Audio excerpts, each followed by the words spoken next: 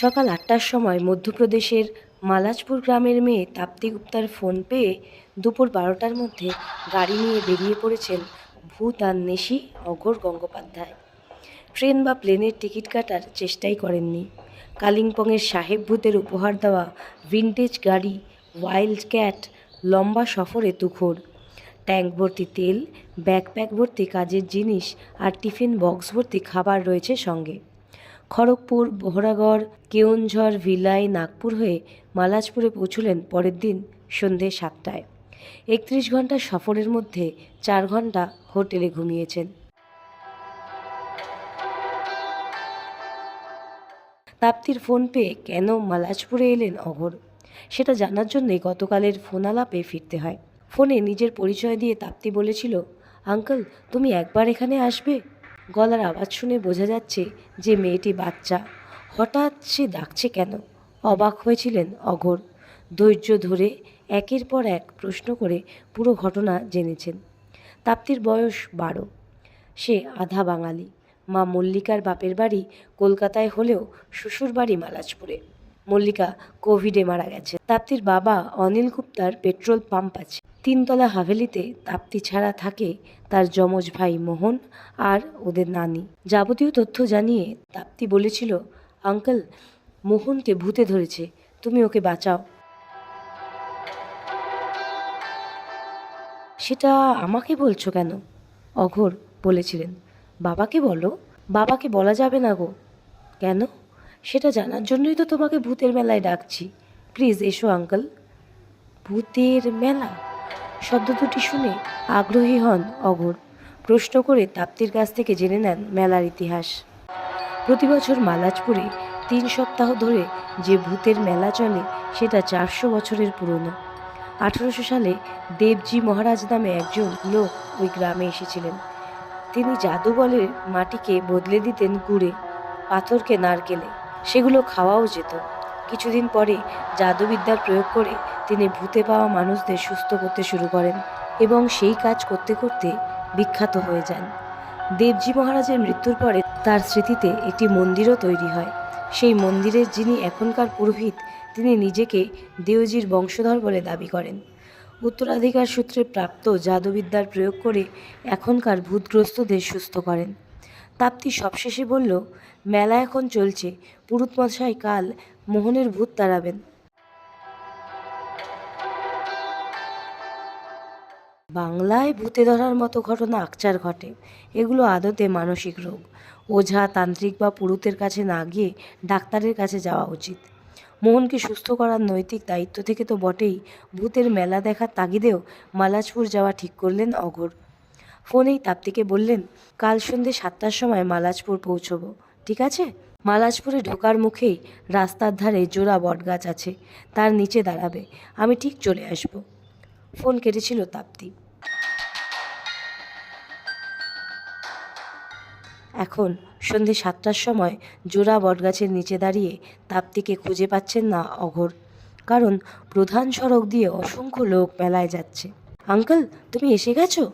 অঘোরের পাঞ্জাবির কোনা ধরে টান দিচ্ছে কেউ।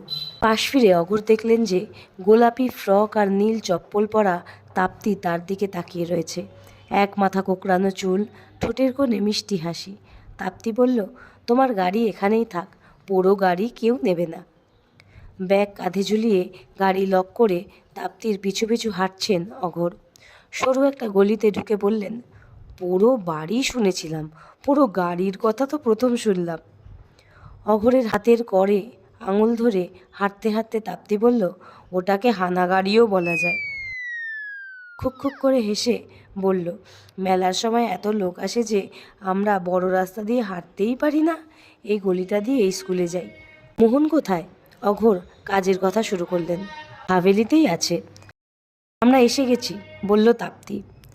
ওদের সামনে একটা ৩তলা নীল রঙের হাভেলি। সেটার প্রধান ফটো দিয়ে না ঢুকে পিছনে চলে এলো তাপ্তি। পাঁচিলের গায়ে ছোট্ট দরজা খুলে বলল, এসো আঙ্কেল। এতক্ষণ খোলা আকাশের নিচে হাঁটছিলেন বলে অল্প স্বল্প দেখতে পাচ্ছিলেন অঘোর। হাভেলির ভিতর ঢোকার পরে চারিদিক নিকষ কালো হয়ে গেল। বাধ্য হয়ে তিনি মোবাইলের ফ্ল্যাশ লাইট জ্বালালেন। অঘোরের হাত থেকে মোবাইল নিয়ে তাপ্তি বলল, মোহনকে 3তলার ঘরে কাঠের সঙ্গে বেঁধে রেখেছে বাবা। এই সিঁড়ি দিয়ে সোজা 3তলায় যাওয়া যায়। তোমাকে বাড়ির সামনে দিয়ে নিয়ে এলাম না কেন জানো? ওখানে নানি বসে আছে, তোমাকে দেখলেই চেল্লাবে। পাথরের সিঁড়িটি খাড়া ও সরু, ক্রমাগত গোল হয়ে ঘুরে ঘুরে ওপরে উঠছে। মাথা ঘুরে যাওয়ার এবং পা পিছলে পড়ে যাওয়ার পক্ষে আদর্শ। খুব সাবধানে উঠছেন অঘোর। তাপ্তি আলো দেখাচ্ছে আর বলছে, নানির কাছে বায়না ধরে মোহন একটা স্মার্টফোন জোগাড় করলো। তারপর পড়াশোনা লাটে তুলে দিন রাত ডাবজু নামের ভিডিও গেমটা খেলতো। ডাবজু জানো তো? খুব মারপিটের গেম, অনেকে মিলে খেলতে হয়। মোহন সারাক্ষণ ফোনের দিকে তাকিয়ে গেমের পার্টনারকে চিৎকার করে বলতো, ডান দিকে গুলি চালা, আমি সামনে গুলি চালাচ্ছি, মার মার। যা, মরে গেলাম। সব শুনে বাবা বকলেও নানি বলতো, আহা খেলুক না। 3তলার বারান্দায় পা রেখে হাফ ছেড়ে বাঁচলেন অঘোর। স্মার্টফোন ফেরত নিয়ে বললেন, তারপর? মোহন হঠাৎই ডাবজু খেলা ছেড়ে দিল। কয়েকদিন ফোনটা নিয়ে দৌড়ে বেড়ালো। তারপর ঘরে চুপ করে বসে থাকতো। ফোনে হাত দিত না, কিন্তু পড়াশোনাও করতো না। এই সময় ওর গেমের পার্টনার উঁচু জায়গা থেকে ঝাঁপ দিয়ে মরে গেল। তারপরেই মোহনকে ভূতে পেল। যে বারান্দা দিয়ে দুজনে হাঁটছে তার একদিকে দেওয়ালে পরপর জাফরি বসানো জানালা, সেখান দিয়ে চাঁদের আলো এসে মেঝে নকশা বানিয়েছে। অন্যদিকে পরপর দরজা, সব দরজাই বন্ধ। কি করে বুঝলে যে ভাইকে ভূতে পেয়েছে? সারাদিন ঠকঠক করে কাঁপে, নানি আর বাবাকে চিনতে পারে না, মাঝে মধ্যে খিঁচুনি হয়। ভূতে পেলে তো এগুলোই হয়। বাবাকে এই নিয়ে কিছু বলা যাবে না কেন? আমাকে ডাকলেই বা কেন? বাবা ঠিক করেছে মোহনের ভূত ঝাড়বে আজই। মন্দিরের এখানকার পুরুত খুব মারে গো আঙ্কল। গত বছর 3টে বউ মার খেয়ে মরে গিয়েছিল। তুমি মোহনকে বাঁচাও। অঘোর কিছু বলার আগেই একটা বন্ধ দরজার ওপার থেকে প্রবল জোরে গাঁ চিৎকার ভেসে এলো। অপার্থিব আর্তনাদ শুনলে শিরদাঁড়া বরফ হয়ে যায়। অঘোরের হাত খামচে তাপ্তি বলল, মোহন চেঁচাচ্ছে। দরজা খুলে গেল। নকশা কাটা নীল আলোয় দেখা গেল যে অনিল গুপ্তা ছেলের চুলের মুঠি ধরে মেঝে হিঁচড়ে সিঁড়ি পর্যন্ত নিয়ে গেলেন। তারপর ওইভাবেই নিচে নেমে গেলেন। মোহন এখনও বাঘের মতো গর্জন করছে, হায়নার মতো হাসছে, নেকড়ের মতো তীক্ষ্ণ স্বরে কাঁদছে। তাপ্তি কাঁদতে কাঁদতে বলল, আঙ্কেল, বাবা মোহনকে মেলায় নিয়ে যাচ্ছে। হাভেলি থেকে বেরিয়ে মেলায় ঢুকে অনিল আর মোহনকে খুঁজে পাওয়া গেল না। এত ভিড়। তাপ্তির হাত ধরে হাঁটছেন অঘোর। পরপর ধুনি জ্বালিয়ে বসে রয়েছেন তান্ত্রিক, সাধু, কালা জাদুকর আর ওঝার দল। লোকজন ছাড় দিয়ে তাদের সামনে বসে সমস্যার কথা বলছে। কোনো লোক সারা গায়ে মাটি মাখছে, কোনো বউ আকাশের দিকে তাকিয়ে ক্ষমা প্রার্থনা করছে। ভূতে ধরা মানুষদের লোহার শিকল দিয়ে বেঁধে রাখা আছে গাছের গায়ে। ওদের বেশিরভাগই কিশোর কিশোরী। ওদের শিবনেত্র হয়ে গেছে। ওরা চেঁচাচ্ছে, শরীর দোমড়াচ্ছে, থুতু ছেটাচ্ছে। অনেকের খিঁচুনি হচ্ছে। অঘোরকে টানতে টানতে একটা গাছের কাছে নিয়ে গেল তাপ্তি। অঘোর দেখলেন শিকল দিয়ে মোহনকেও গাছের গায়ে বাঁধা হয়েছে। মোহন ঘাড় বেঁকে গালিগালাজ করছে, চোখ পাল্টে এদিক সেদিক দেখছে, নখ দিয়ে এত জোরে গাছের বাকল আঁচড়াচ্ছে যে নখের ফাঁক দিয়ে রক্ত বেরোচ্ছে। অনিল চুপ করে দাঁড়িয়ে আছেন। লম্বা এবং বিশাল চেহারার এক পুরোহিত হাতে ঝাঁটা নিয়ে বনবন করে ঘুরছেন। পরনে টকটকে লাল ধুতি আর উত্তরীয়, কপালে হলুদ টিকা, খালি পা, এক মুখ সাদা দাড়ি গোঁফ। হঠাৎ মোহনের গায়ে সপাসপ ঝাঁটার বাড়ি মেরে হুঙ্কার ছাড়লেন, মন্ত্র পড়তে লাগলেন জোরে জোরে। তারপর মোহনের গায়ে দুবার ফুঁ দিলেন। পাশ থেকে অনিল হুঙ্কার ছাড়লেন, গুরু মহারাজ দেওজি কি জয়।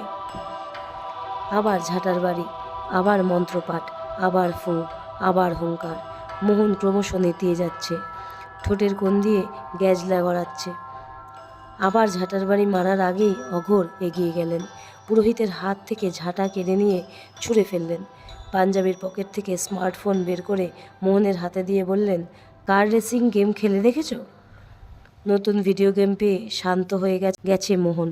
শিকল বাঁধা হাতেই সে স্মার্টফোন নিয়ে ব্যস্ত হয়ে পড়েছে। সব অস্বাভাবিকতা গায়েব।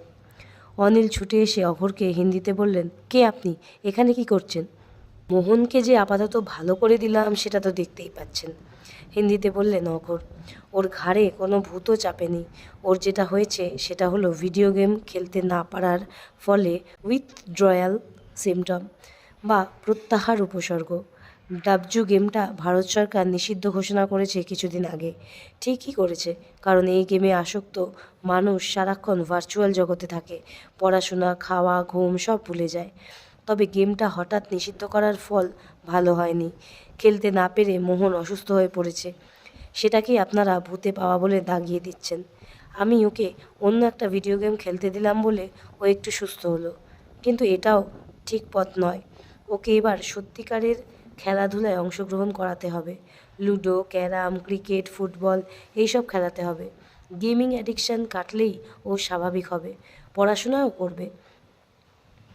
অনিল হাত জোর করে বললেন, ঠিক বলেছেন স্যার। এবারের মেলায় অনেক ভূতে পাওয়া বাচ্চা এসেছে।